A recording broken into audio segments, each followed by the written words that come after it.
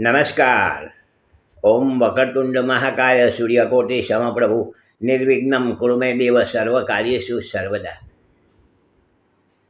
શનિ મહારાજની પનોતી આ વર્ષમાં કોને ચાલશે અને કોને શુભ રહેશે, કોને અશુભ રહેશે, એ વિષય ઉપર આપણે થોડી વાતો કરીએ છીએ.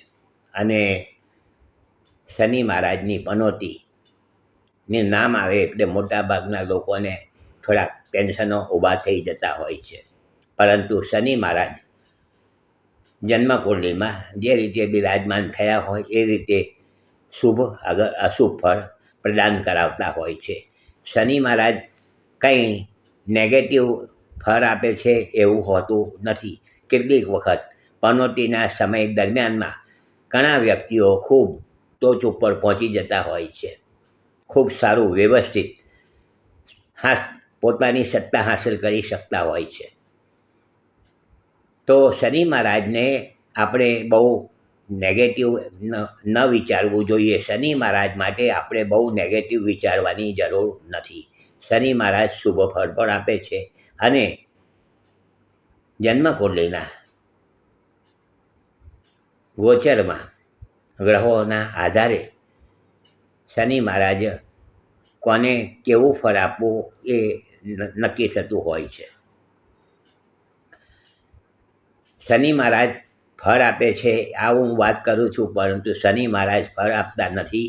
પરંતુ શનિ મહારાજ આમાં ન્યાયના દેવ ગણાય છે અને જે કર્મ આપણે ભૂતકાળમાં કંઈક કર્યા હોય એનું શુભ કે અશુભ ફળ શનિ મહારાજ અત્યારના સમયમાં એના પોતાના ગોચર દરમિયાનમાં આ ફળ પ્રદાન કરાવતા હોય છે. દરેક વ્યક્તિના જન્મના ગ્રહો અલગ અલગ હોય છે. પોતાના જન્મના ગ્રહોને બરાબર નિરીક્ષણ કર્યા પછી જ એના ઉપાયો કરવા જોઈએ.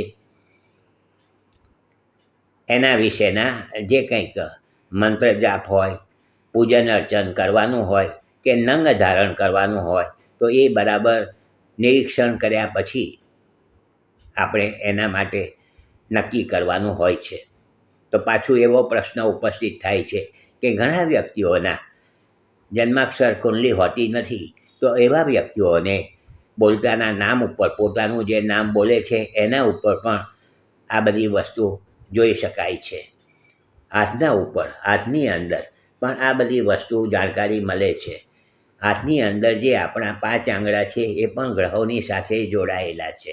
આ દાખલા તરીકે સૌથી નાની આંગળી એ બુધની ગણાય છે, બુધની સાથે જોડાયેલું છે. આ આંગળી છે જે સૂર્યની કહેવાય છે, સૂર્ય.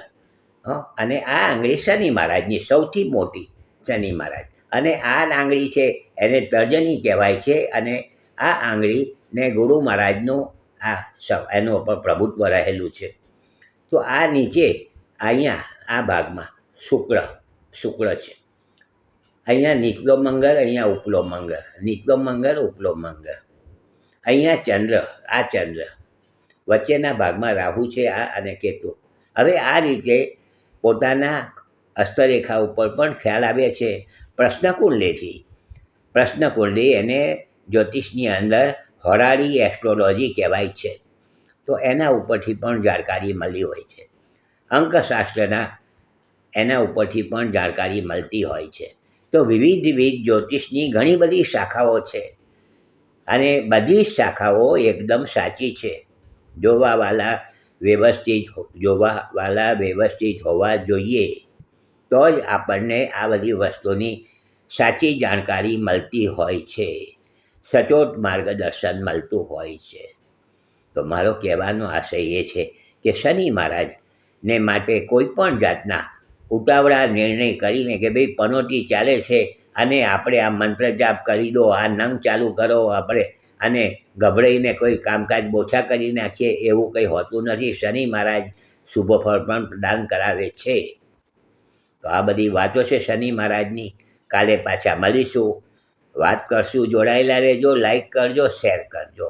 અને યુટ્યુબ ઉપર મારા જૂના એપિસોડ પણ ઘણા બધા છે, આપ જોવો અને સાથે લાઈક કરજો, શેર કરજો.